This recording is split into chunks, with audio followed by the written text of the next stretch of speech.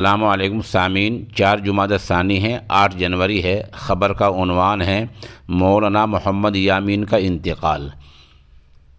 گاؤں بھیسانی اسلام پور ضلع شاملی سے سوشل انڈیا نیوز کے ساتھ مولانا محمد اکمل اور قاری عمران رابطے میں ہیں۔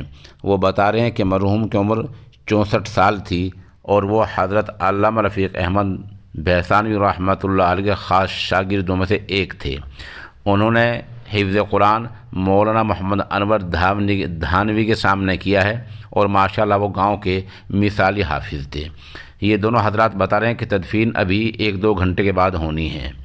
آپ کو بتلا دیں کہ یہ نامہ نگار مفتاحی میں اس وقت غالباً شعر جامی یا مختصر المعانی میں تھا، اور مرحوم مولانا محمد یامین صاحب مشکا شریف میں تھے۔ جو ان کے پرانے ساتھی ہیں وہ جانتے ہیں کہ ان کا کمرہ نمبر 13 تھا، اور وہ مولانا فرقان فیروز آبادی، مولانا آسمان جولا، مولانا داود، ان لوگوں کے وہ ساتھی رہے ہیں۔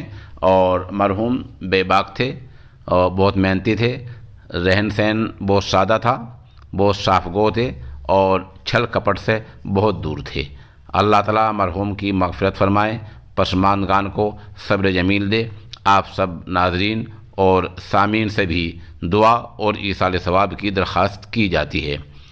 اس وفات پر مفتاح علوم جلال آباد کے محتمم حافظ و قاری ولی اللہ خان شیروانی، بنٹا سے مولانا محمد لقمان مظاہری، مولانا سلطان رشیدی، سونتا سے مولانا محمد یامین مبلغ دارالعلوم دیوبند، ایسے حضرات نے نہایتی رنج و غم کا اظہار کیا ہے اور مرحوم کی مغفرت کی دعا کی گزارش کی ہے۔